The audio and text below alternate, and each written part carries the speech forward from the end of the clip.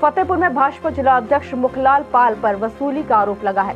पद दिलाने के नाम पर 50 लाख रुपए का आरोप लगा था। जांच में आरोप सिद्ध हो गया, जिसमें तिल मिलाए जिला अध्यक्ष ने कई मंत्रियों के काले कारनामे भी अब खोल दिए हैं। फतेहपुर जिले में भाजपा जिला अध्यक्ष के ऊपर पार्टी पर पद दिलाने के नाम पर वसूली के आरोपों को लेकर बीजेपी जिला अध्यक्ष ने पूर्व केंद्रीय मंत्री और भाजपा के पूर्व जिला अध्यक्ष पर गंभीर आरोप लगाए हैं।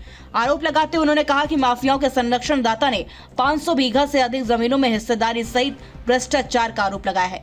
जिले के अधिकारियों के द्वारा कार्यवाही न किए जाने पर अन्य आरोपियों की शिकायत मुख्यमंत्री से किए जाने के बाद भी उनकी छवि को धूमिल किए जाने का आरोप लगाया है। अधिकारियों के द्वारा मुख्यमंत्री के निर्देश के विपरीत कार्य करने का आरोप लगाया है। उन्होंने कहा कि जिले के अधिकारियों ने सरकारी जमीनों को कब्जा मुक्त करवा रहे हैं, लेकिन उन जमीनों में पूर्व भाजपा जिला अध्यक्ष सहित पूर्व केंद्रीय मंत्री का हिस्सा जैसे आरोप लगाए हैं।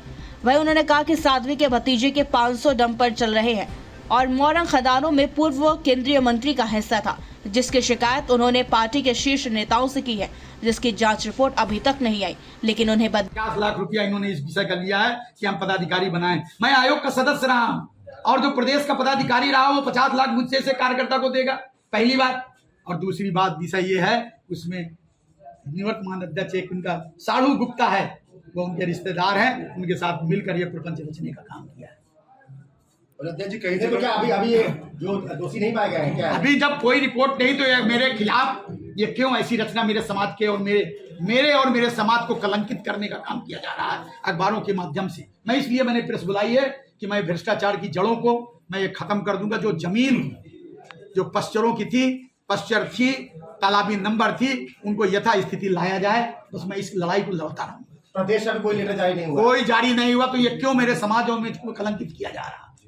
और मैं अपने समाज से कहूंगा कि ऐसे लोगों से दूरी बनाएं।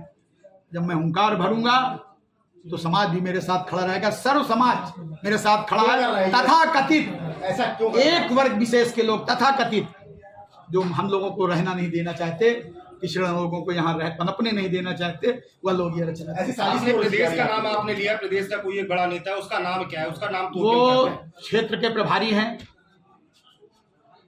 और उस कमेटी के हेड भी हैं, और उनके फिर मैं कह रहा हूं उस कमेटी के हेड हैं, क्षेत्र के प्रभारी हैं, एक ही आदमी है। मेरी बात आप समझिए ना, ये आपका काम है, मैं नहीं कहूंगा पता लगाएं।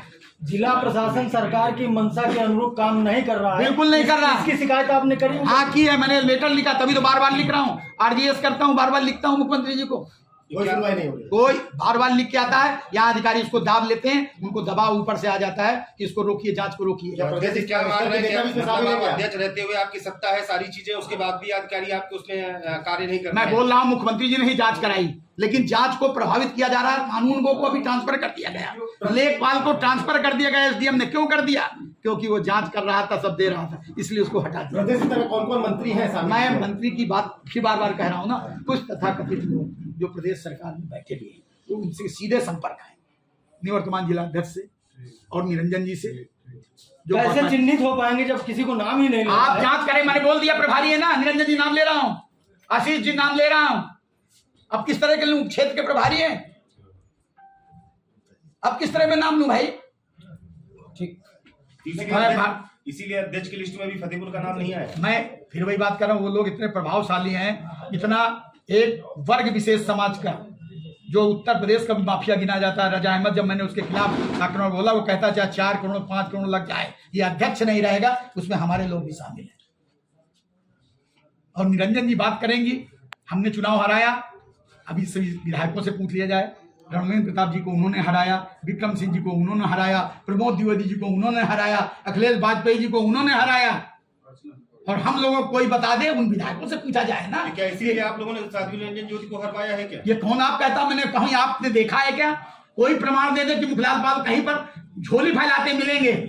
मुझको तो नामांकन तक में नहीं ले गई, मेरा समाज मूक दर्शक बना देखता रहा। और आप बार बार कह रहे हो, आप उठा के सरकंडियों की देख लो, जहां एक वर्ग विशेष निषाद है, वहां चुनाव हार कर आई है।